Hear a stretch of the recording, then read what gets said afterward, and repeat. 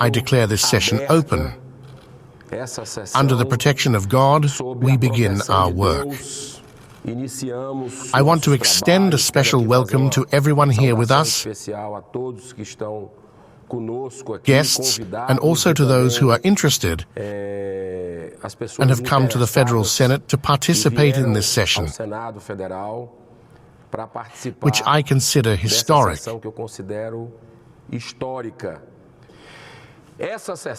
This session is dedicated to commemorating the 75 years of World UFO Day.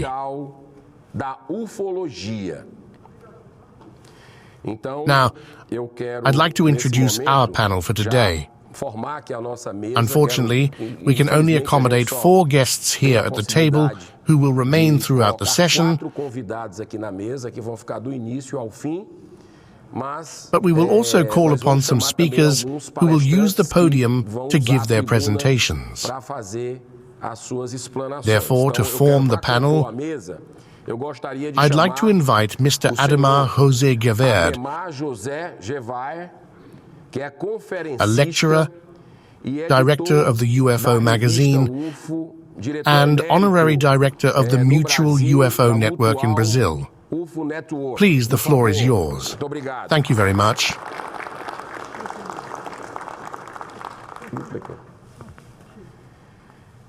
I'd like to seize this moment to extend an invitation to Mr. Wilson Pickler, a founding partner and president of Grupo Aninter, based in Paraná, but operating throughout the country.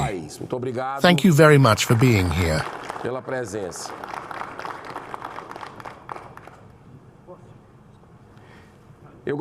I'd also like to introduce,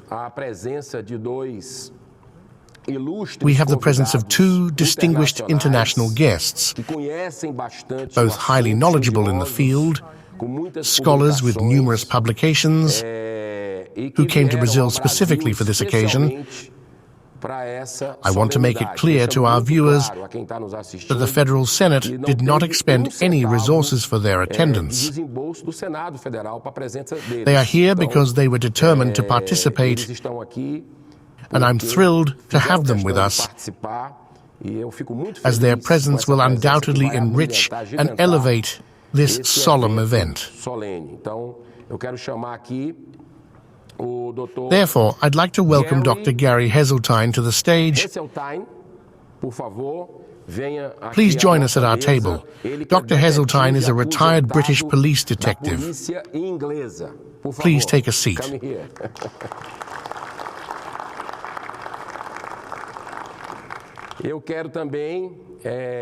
I'd also like to extend an honored invitation to the board. I had the opportunity to follow his work through some comments I came across. For the American ufology researcher, Mr. Robert Lambert Salas.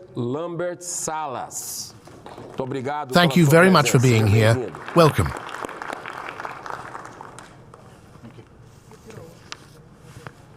Tudo bem.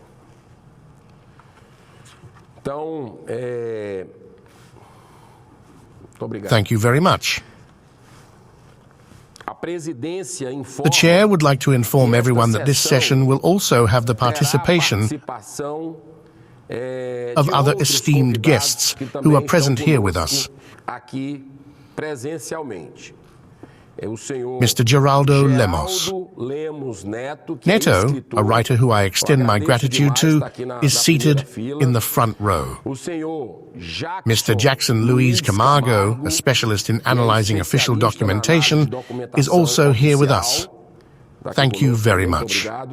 Mr. Thiago Tichetti, hope I pronounced that correctly, a lecturer, government advisor, and president of the Brazilian Commission of Ufologists. Thank you very much for gracing us with your presence.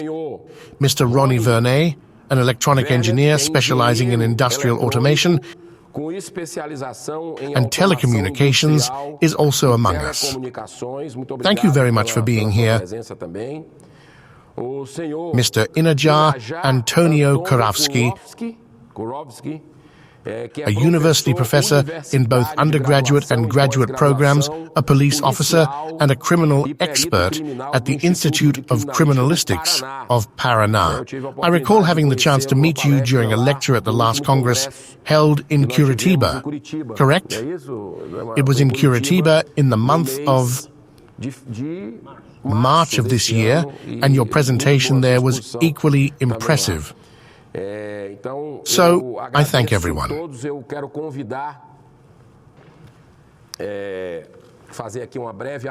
Well, I'd like to provide a brief introduction here because after NASA launched the Hubble Space Telescope into orbit in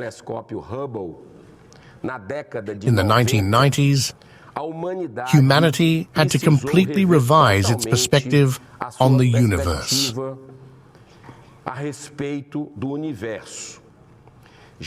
In the first 10 years of the telescope's operation, 30,000 new galaxies previously unknown to us were photographed, some of which contain over 1 trillion stars.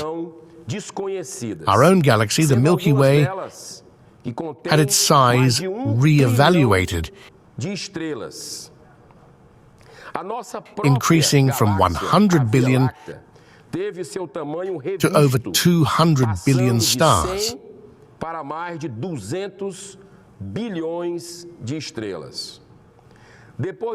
After 30 years of space research, based on the Hubble's deep field observations, scientists estimate that the observable universe contains more than 200 billion galaxies.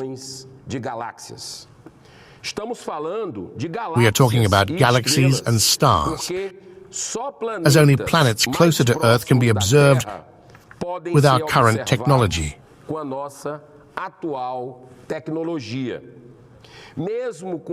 Even with this significant limitation, it's possible to estimate that in just our galaxy alone, there are at least 2 trillion planets.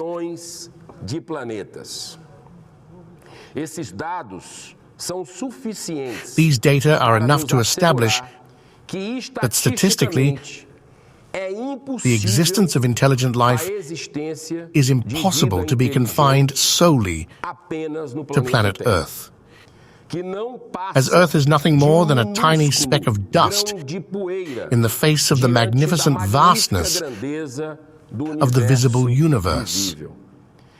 In short, a sentence that has stuck with me since childhood, when this subject ignited my curiosity.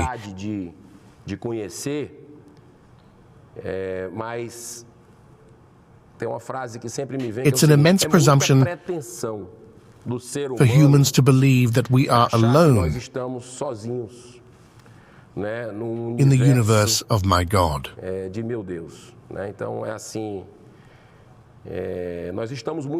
So we are greatly honored.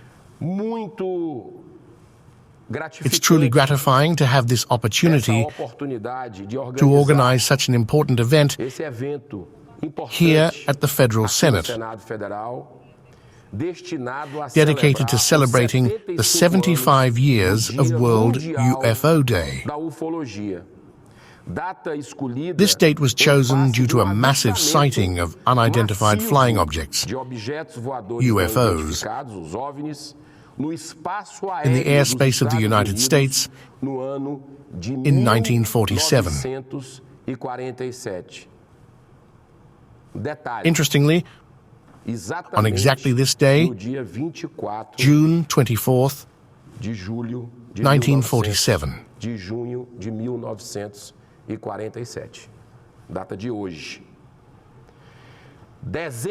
dozens of nations established official structures for monitoring these events,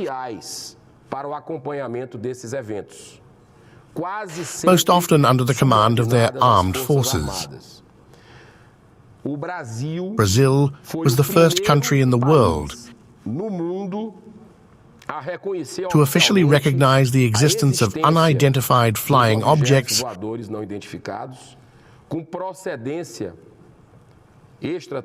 of extraterrestrial origin in the year 1954.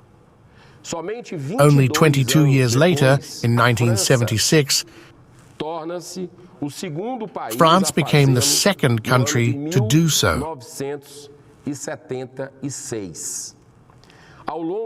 Over the past decades, a significant number of observations have accumulated within Brazilian airspace. One of the most noteworthy cases occurred in 1986, when 21 spherical UFOs, each with a diameter of 100 meters, were tracked for hours by Brazilian Air Force fighter jets. The Air Force has already made available to the National Archives in Brasilia over 20,000 pages of documents containing records of spacecraft movements that do not align with our technological capabilities.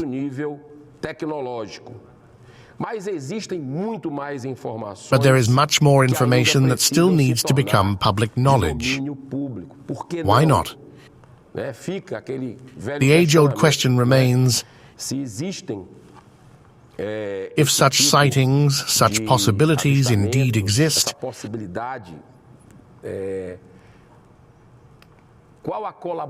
what kind of insights can these intelligences bring to us? In what realms can this occur? We will hear all of this from individuals who study these matters. We find ourselves in a delicate moment in human history, not just due to the pandemic that we've experienced, which prompted us to reconsider our daily lives. What's important in life, being close to family, fraternity, re-evaluating our values, but also due to the ongoing conflict between Russia and Ukraine.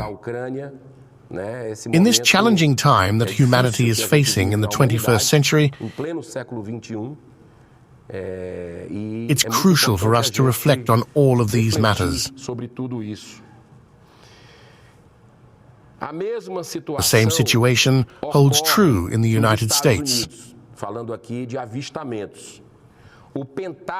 Speaking of sightings, in 2021, amidst the pandemic, the Pentagon released a detailed report on 144 cases of sightings, with only one out of the 144 cases, just one, having an explanation that aligns with conditions on our planet.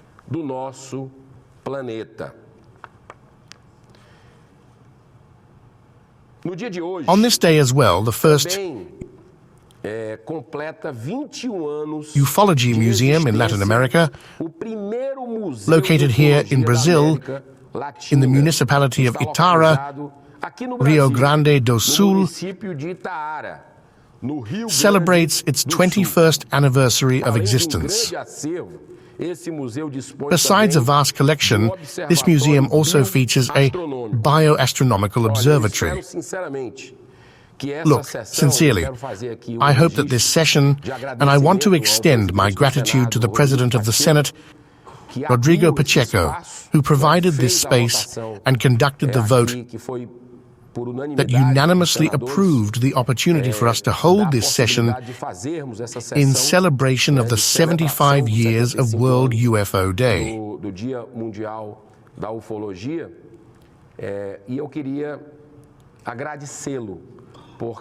So, I wanted to thank him because this house is democratic. In this house, we absolutely shouldn't have any kind of prejudice. It's a subject that indeed deserves reflection and attention because it has, in a way, as we will see here, scientific studies concerning the matter. Therefore, we greatly anticipate that this session will be enlightening and serve as the initial step to further our research and be open to this topic here in Brazil. It's also hoped that this homage will encourage governmental organizations to provide comprehensive information about the subject. I want to express my gratitude to everyone and say that the American Senate, look at the synchronicity, because our request was approved on March 17, 2022,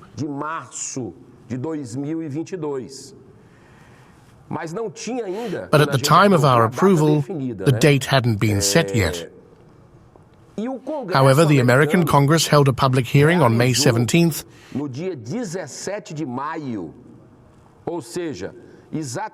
exactly 2 months after our request was approved here, to discuss the report released by the Pentagon in 2021. It's interesting to note, personally I had no idea, and I don't know if the experts here were aware that the Senate had approved such a request and already conducted a hearing. I didn't have that understanding. On June 9th, 2022,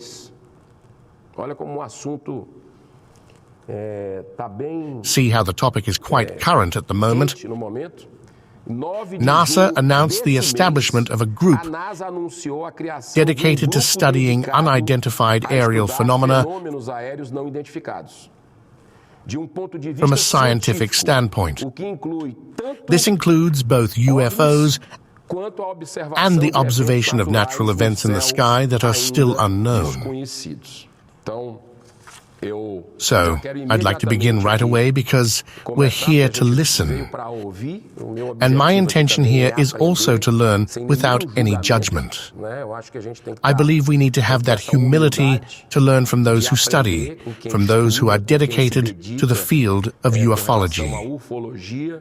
It's always good to remember that ufology is the set of subjects and activities, as stated in Wikipedia, associated with the interest in unidentified flying objects and related phenomena that serve as subjects of investigation for governments, independent groups of journalists and scientists, or the general societal interest.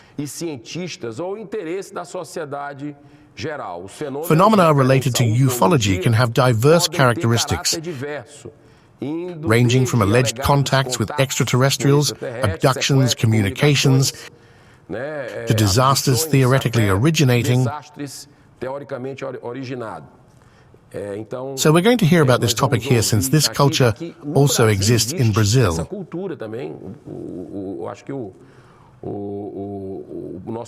I believe our first speaker, Dr. Pichler,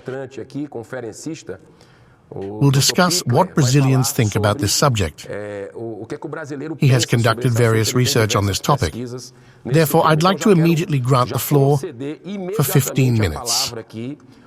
This will be the protocol we'll follow, the procedure. Each speaker will have 15 minutes with a tolerance of 5 minutes to conclude their presentation. In the end, I will read some questions from the audience, some inquiries that you've submitted through Cidadania, the Senate portal I mentioned earlier, as well as from the phone lines, and also allocate 5 minutes for final remarks from each speaker.